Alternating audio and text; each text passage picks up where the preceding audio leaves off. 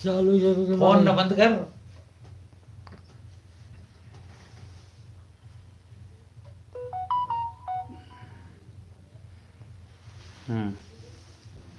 बताइए इशारो कर दे। चालू ही जैसे शुरू। था। नमस्कार दोस्तों, कैसे हैं आप सब लोग। जिन लोगों ने अपनी जान की कुर्बानी दी, उन सभी लोगों को हार्दिक श्रद्धांजलि अर्पित करते हैं। दुख है। और उसके बाद आज का लाइव शुरू करते हैं। आज के लाइव का विषय हमने रखा विपक्ष की लाश पे पनपते कीड़े। आप सब लोग कहेंगे कि ये विषय क्या है, ये आपने क्यों कहा।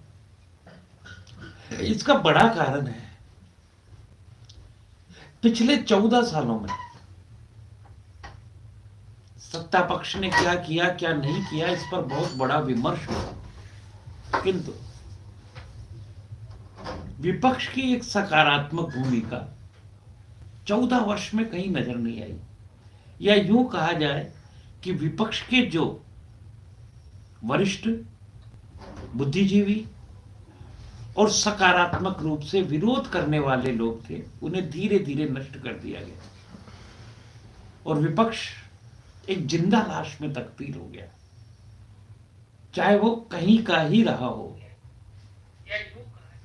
अब कोई भी वस्तु जब कम होती है तो भी वहां कुछ ना कुछ बढ़ता है, हमेशा ध्यान रखना। डार्विन का अपना सिद्धांत है, विज्ञान के अपने सिद्धांत है। आइंस्टाइन का एक सिद्धांत है E=mc²। अर्थात कोई भी पदार्थ की सिर्फ अवस्था परिवर्तन होती है, उसके स्वरूप को बदला जा सकता है, किंतु वह नष्ट नहीं होता। एक चीज बढ़ती है तो दूसरी चीज कम हो जाती है, दूसरी चीज बढ़ती है तो एक चीज कम हो जाती है। 4 पंक्तियों से आज की बात शुरू करते हैं कि मेरी देश की किस्मत में अजीब सा अजाब है। अजाब कहते हैं कष्ट।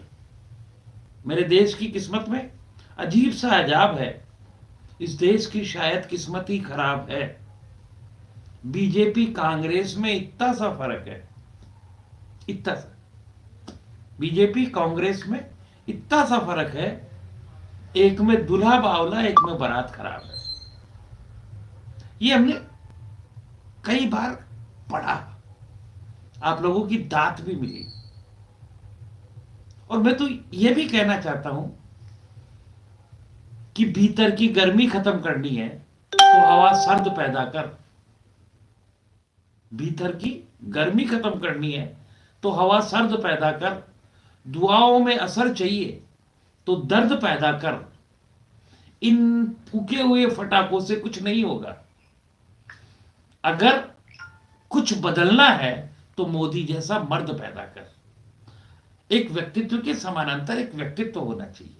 लेकिन हमारा मूल विषय आज ये नहीं है। हमारा मूल विषय है कीड़े। ये कीड़े कौन है जो लाश में पनपते जा रहे हैं। लाश तो खत्म होती जा रही है, कीड़े मोटे होते जा रहे हैं। अभी थोड़े दिनों पहले एक विचार आया था कि भारत से गिद्ध खत्म हो गए, और आप लोगों ने भी काफी दिनों से कहीं गिद्ध नहीं देखे होंगे, जो पहले आमतौर पर नजर आ जाते थे। बहुत पहले एक समाचार आया था कि चीते कम हो रहे हैं, शेर कम हो रहे हैं। किंतु हमने ये भी देखा कि अमुक व्यक्ति शेर है, अर्थात वो शेर खत्म तो हुए, लेकिन वो शेर मनुष्यों में परिवर्तित हो गए। वैसे ही गिद्ध खत्म हुए, लेकिन कुछ मनुष्य गिद्ध बन गए, जिनका काम ही मांस भक्षण रहा। ये कीड़े भी वही गिद्ध है। आज आप लोगों से वही टेक्निकल बात करता हूं। 2014 और 2025 इसके बीच में क्या बदला आप देखिए। 2013 से पहले जहां कांग्रेस की 150-200 सीटें आया करती थी, आज 44, 62-99, ये हाईएस्ट स्कोर है। मायावती खत्म, शून्य।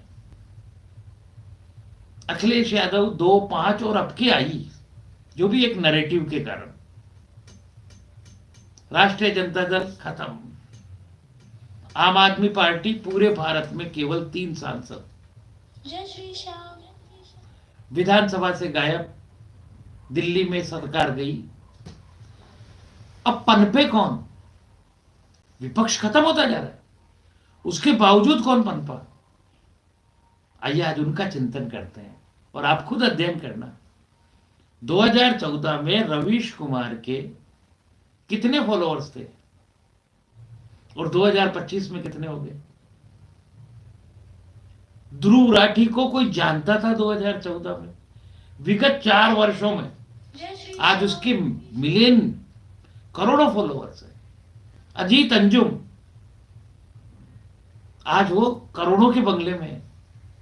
4 PM एक चैनल हुआ करता था जो पहले कांग्रेस का चैनल कहलाता था, आज वह सभी जो एंटी मोदी फोरम है उनको रिप्रोड्यूस करता है, उनका नेतृत्व करता है, और आज वो करोड़ों रुपए महीने के कमा रहा है। ऐसे कई उदाहरण हैं। प्रज्ञा मिश्रा, मार्कंडे काटजू, अभिसार शर्मा। और इनके टारगेट कौन होते हैं? आप ये समझो, इनके फॉलोअर्स कैसे होते हैं? ये ऐसे थंबनेल बनाते हैं जिससे जो बुद्धिजीविता खो चुका विपक्ष है, उसके पास अपना कोई क्रिएशन नहीं है, अपना कोई मोटिव नहीं है, किंतु इन थंबनेलों से ये उनको आनंदित करते हैं। इनके टारगेट में होते हैं अल्पसंख्यक, दलित भाई और विपक्षी। वो राजी हो जाते हैं, इनके थंबनेल आते हैं, कल शाम को मोदी इस्तीफा देंगे, ऐसा कहते हुए इनको 10 साल हो गए। नीतीश कुमार छोड़ के भगे, चंद्रबाबू नायडू ने इस्तीफा दिया, इनके थंबनेल ऐसे ही आते हैं। हमारे राजस्थान के उप मुख्यमंत्री जो बिल्कुल सरल है, डॉक्टर प्रेमचंद बैरवा, उनको लेकर के इन यूट्यूब चैनलों ने न जाने कितने चैनल चलाए। ये रोज शाम को एक चैनल तो सचिन पायलट को हमारे राजस्थान में मुख्यमंत्री बनाता है, एक अशोक गहलोत को बनाता है। प्रत्युत्तर में उनके जो चाहने वाले हैं, क्योंकि वो जमीन से जुड़े नेता है, वो इनको प्रचारित प्रसारित करते हैं। और हमेशा ध्यान रखना, आप एक कमरे में फूल रखो और एक कमरे में गोबर रखो, फूल की खुशबू उतनी तेज नहीं फैलेगी जितनी गोबर की गंध फैलेगी। 3 दिन बाद तो वो बदबू मारेगा, उसमें कीड़े पड़ जाएंगे। तात्पर्य यह है कि बुराई जल्दी फैलती है। और विरोध किनका कर रहे हैं आप समझेंगे। रवीश कुमार के पिछले 5 दिन से आप जो चैनल देखेंगे वो गाजा पे आ रहे थे। आज की दुर्घटना के पहले, आज की दुर्घटना की चर्चा बाद में करेंगे। कारण गाजा एक ऐसा इश्यू है जिससे भोला भाला मुसलमान भी उससे टच हो जाता है और उसको लगता है मेरी बात कोई नहीं कर रहा, रवीश कुमार कर रहा है।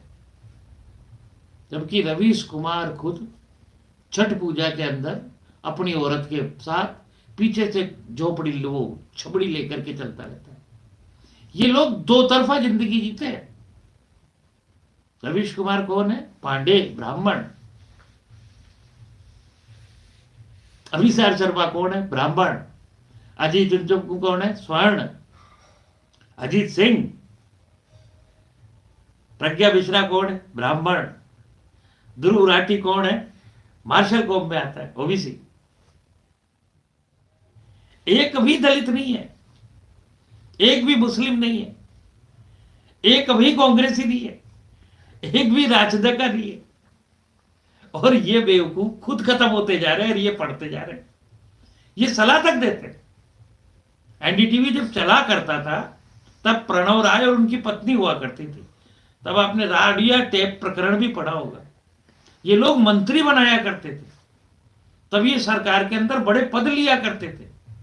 अभी हाल ही में आम आदमी पार्टी के जो पता चल रहा है धीरे धीरे, अब सारी रिपोर्ट सामने आ रही है, 50 पत्रकारों को आम आदमी पार्टी नियमित तनख्वाह दिलवा रही थी, अलग अलग विश्वविद्यालयों में मेंबर बना करके।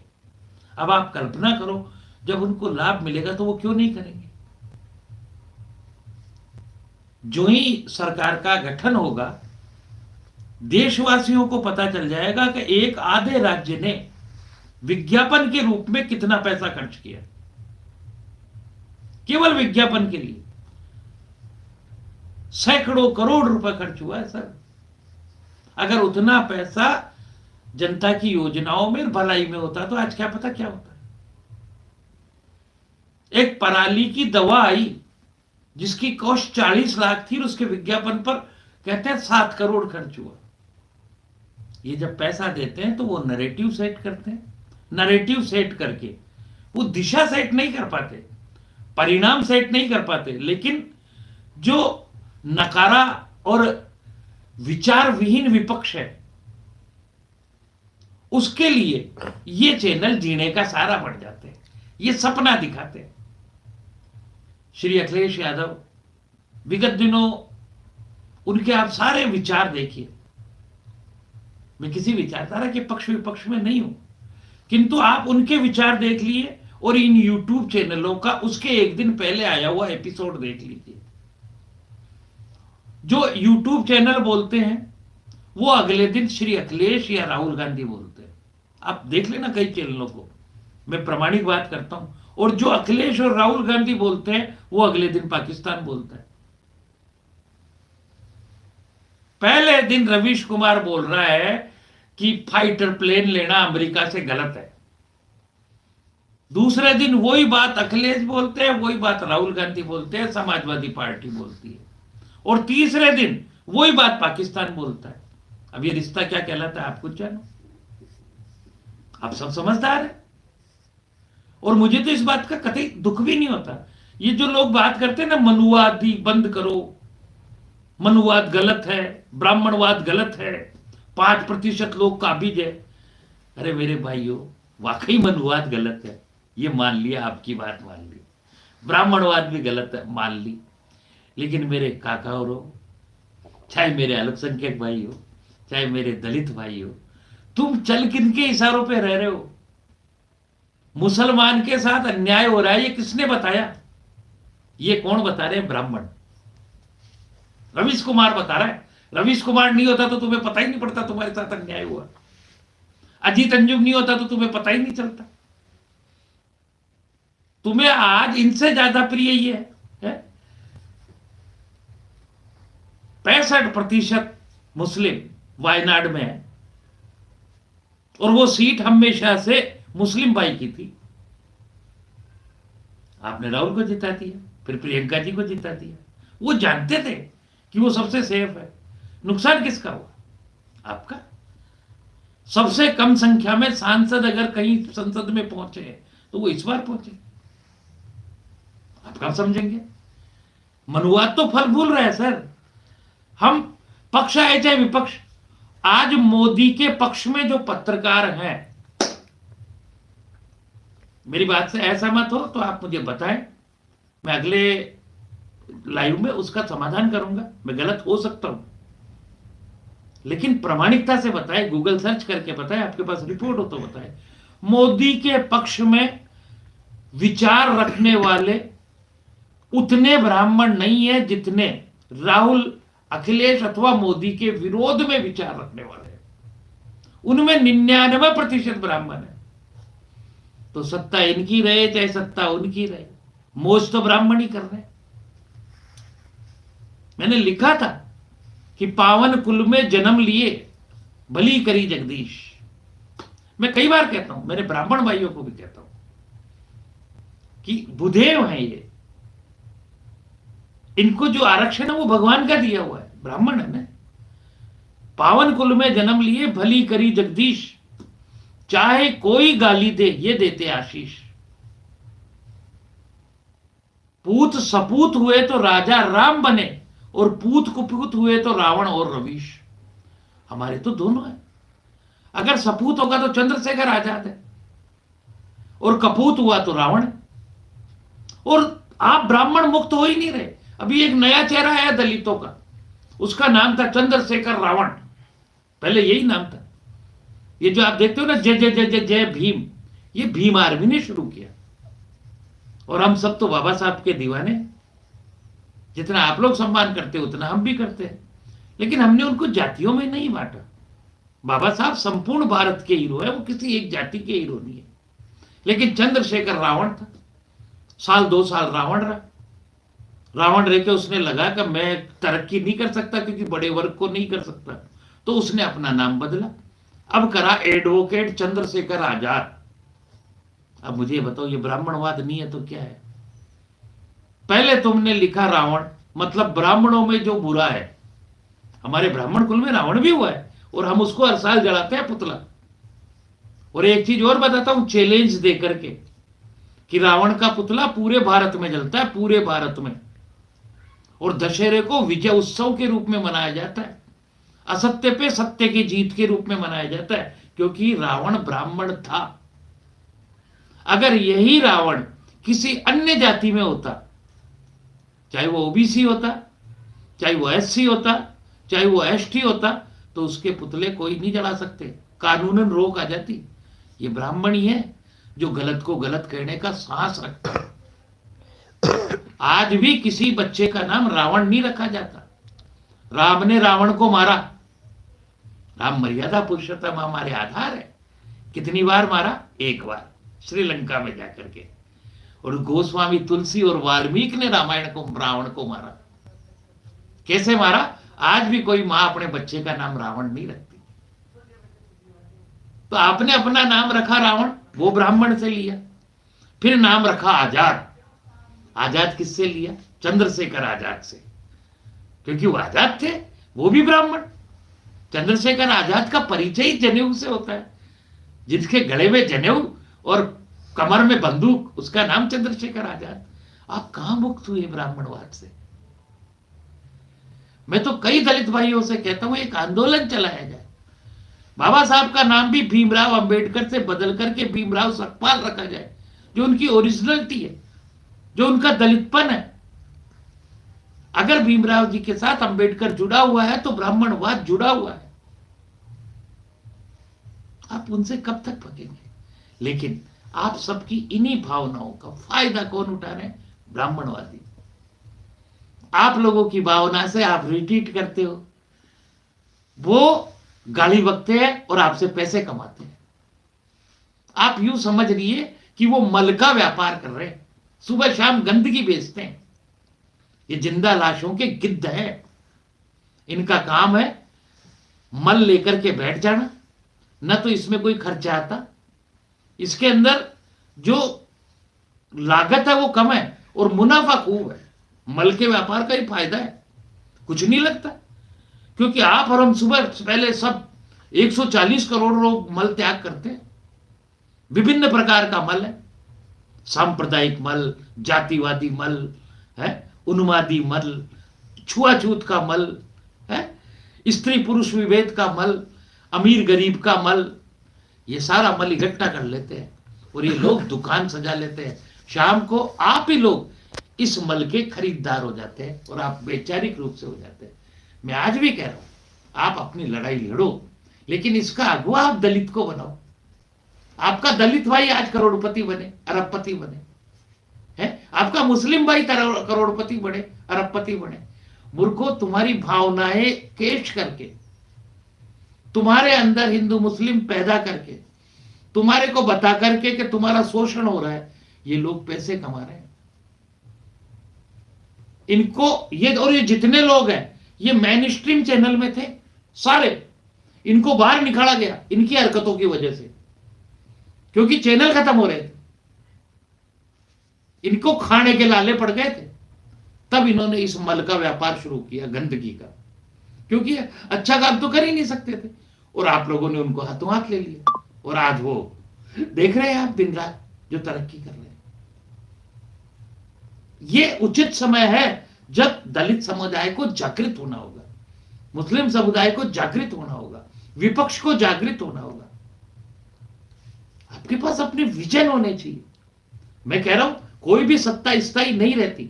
70 साल कांग्रेस का शासन रहा तो कोई स्थायी था क्या? आज बीजेपी का ये भी कल जाएगा। कोई सत्ता कभी नहीं रहती, और हमारे राजस्थान में तो हर 5 साल में बदलती है। राजस्थान के लोग चतुर है, वो एक सत्ता को रखते ही नहीं। 5 साल हुआ दूसरा, दूसरा हुआ तीसरा।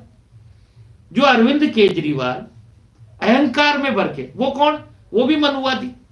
आप ताज्जुब करोगे, दिल्ली के अंदर एक बनिए का बेटा 10 साल राज कर गया और आपको पता भी नहीं चला।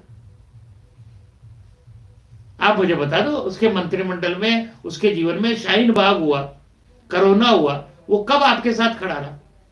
अमानतुल्लाह का अभी प्रकरण हुआ है, कब केजरीवाल अमानतुल्लाह के पक्ष में आया?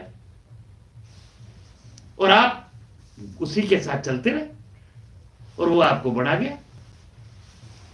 आज भी आप लोगों को बता रहा हूं, मैं सारी स्थितियों से अलग हट के बात करता हूं। आजादी के इतिहास के बाद सबसे कम संख्या में ब्राह्मण प्रतिनिधित्व अगर कहीं है तो मोदी सरकार में है, सबसे कम। और सर्वाधिक ब्राह्मण प्रतिनिधित्व कभी रहा है तो वो हमारे को विपक्षी सरकारों में मिला है। मैं कई बार आप लोगों को कह चुका हूं और आप अध्ययन करके देख सकते हैं।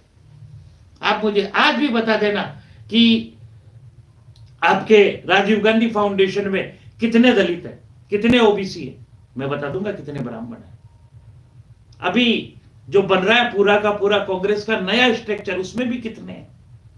कल परसों जो जिम्मेदारियां दी गई है उसमें भी कितने दलित है, कितने मुस्लिम्स हैं। आप देखिएगा सारा का सारा। आज की तारीख में बीजेपी का पक्ष रखने वाला जो सर्वाधिक बड़ा ट्रेंड हैंडल देख रहा हूं वो है दिलीप मंडल का।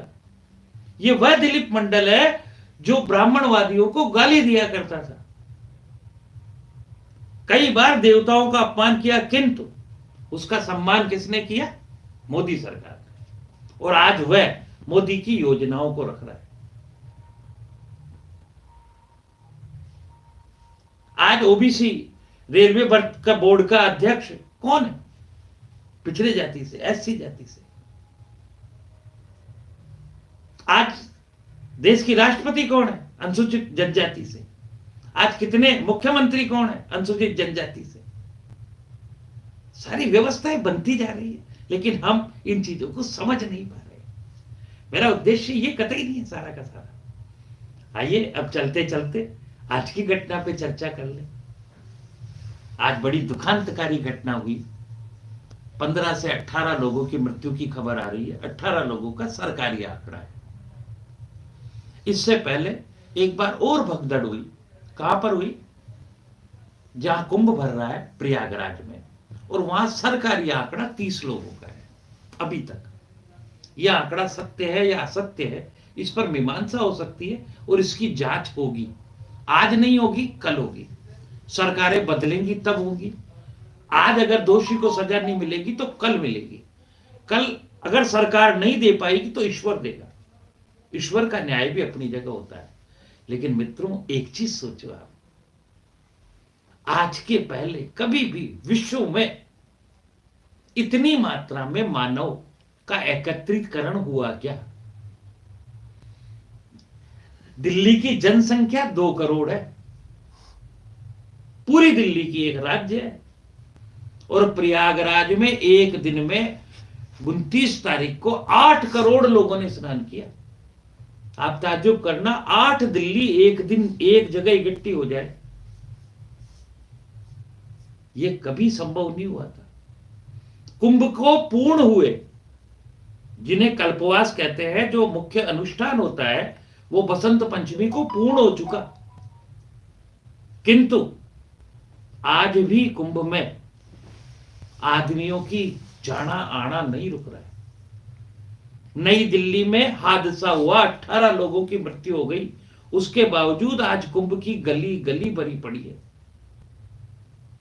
कुंभ में जो दक्षिण के लोग नहीं आते थे, आज दक्षिण के लोग भी कुंभ में जा रहे हैं। मैं धरातल की बात करता हूं, प्रामाणिक बात करता हूं, जो मेरे में बीती वो करता हूं। मेरी भाभी और मेरी बहन कुंभ जाकर के आई हैं। कैसे गई हैं वो मैं आपको बता देता हूं। जयपुर में हनुमान मंदिर है, रामनगर विस्तार सोडाला के पास। वहां से भक्तों की बस गई जिसमें सभी मध्यम वर्गीय और गरीब लोग ही थे। 6,000 रुपए 6 दिन के लिए गए। सुन लेना आप, कितने? 6,000 रुपए 6 दिन के। और पूरी बस गई है। 6 तारीख को वो रवाना हुए थे, 6 फरवरी को, और 9 या 10 फरवरी को वो वापस आ गए। उस दौरान वो अयोध्या जाते हैं, वो प्रयाग स्नान करते हैं, काशी विश्वनाथ के जाते हैं, और वृंदावन जाकर के घर आ जाते हैं।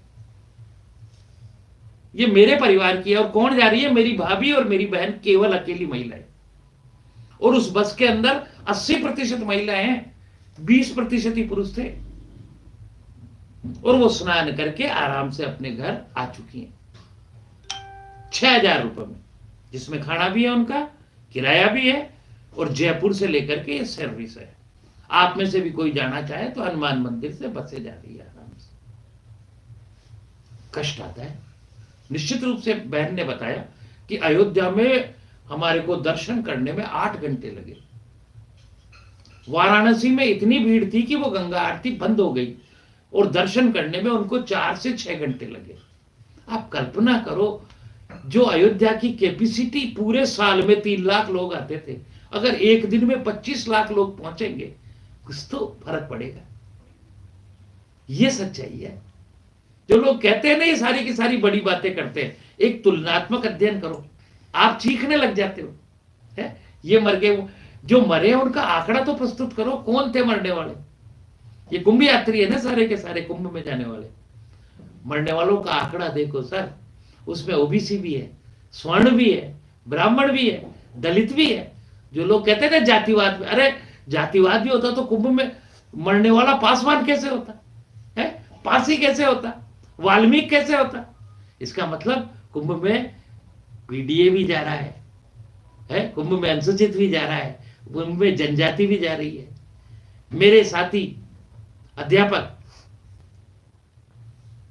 जयंत मीणा पूरे परिवार के साथ वो होती है बड़ी बस, मिनी बस लेके गए, और कुंभ में रात्रि को 11 बजे घाट नंबर 23 और 24 पे जयंत के बच्चे 2 साल का है और बड़ा बच्चा 5 साल का है। पिता बड़े हैं, रिटायरमेंट हो चुके, माता बड़ी हैं, सारा परिवार और सह परिवार, बहन भौजाई सब गए और आराम से करके आए। मैंने पूछा जयंत सच बता क्या हुआ? क्या दादा वहां की व्यवस्था बढ़िया थी, रास्ते में जाम था।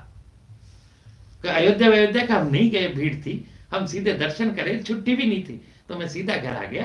रास्ते में जाम था इसलिए हमें 6 घंटे ज्यादा लगे, और जाम आगरा से लेके भरतपुर तक सब जगह ही था। जब इतने लोग आएंगे, जब जाम लगेंगे।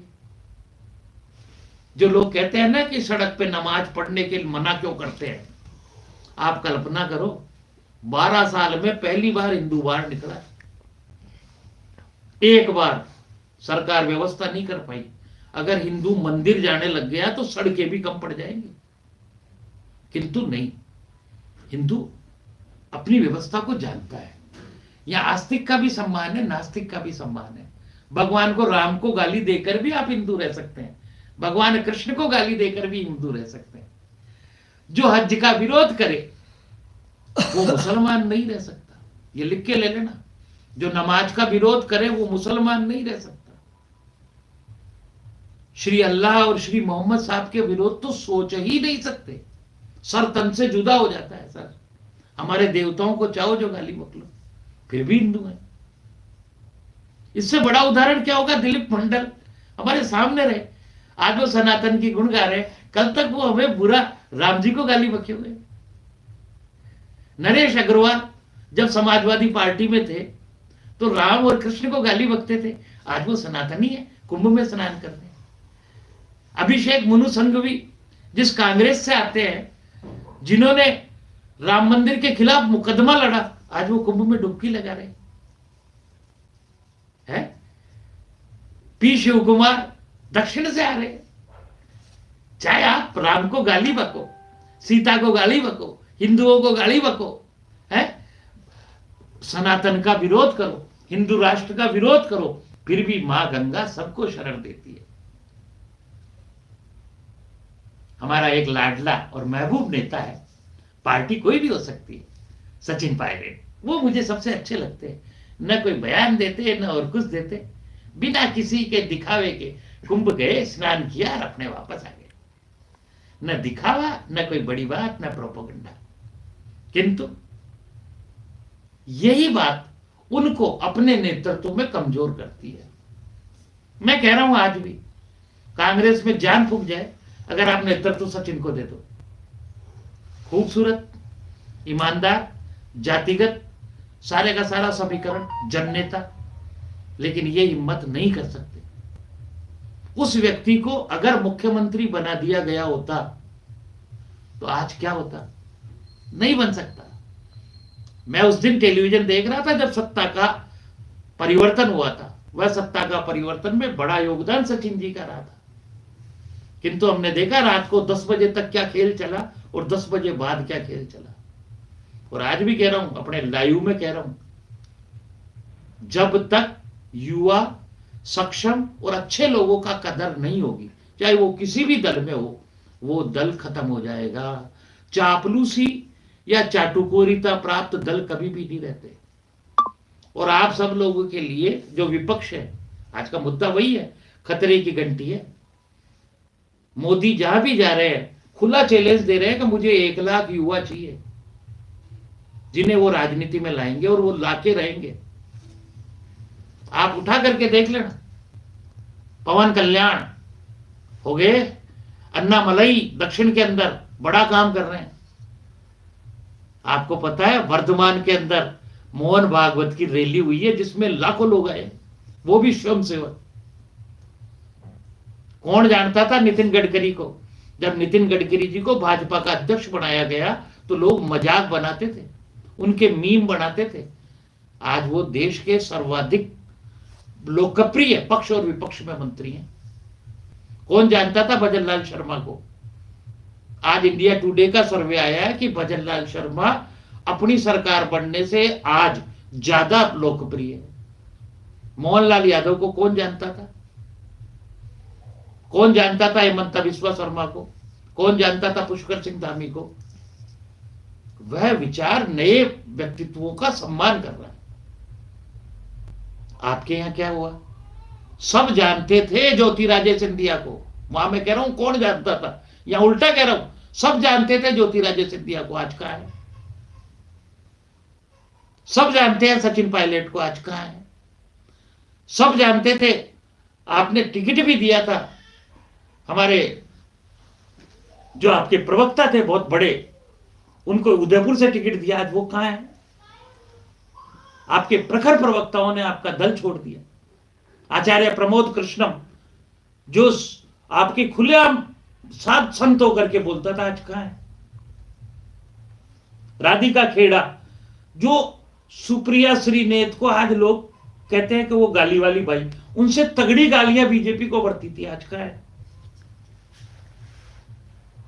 कारण यह है कि आपने उनका सम्मान नहीं किया। एक वर्तुल है आज भी जो चारों तरफ से घेरे हुए विपक्ष को।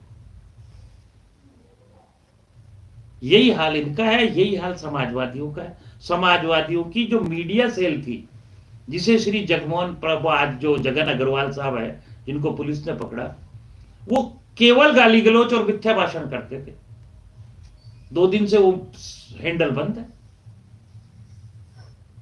तो आप लोगों को ये चीज सोचनी होगी कि हमें पॉजिटिव रूप से आगे बढ़ना है, हमें युवा लोगों को आगे लाना होगा। आप लोग नहीं कर पाए, ऐसा कहने से नहीं होता, करने से होता है। मैं जो कह रहा, सचिन पायलट ने कम से कम 50 युवाओं की फौज तैयार कर रखी है, आज उसके बंदे जगह जगह हैं।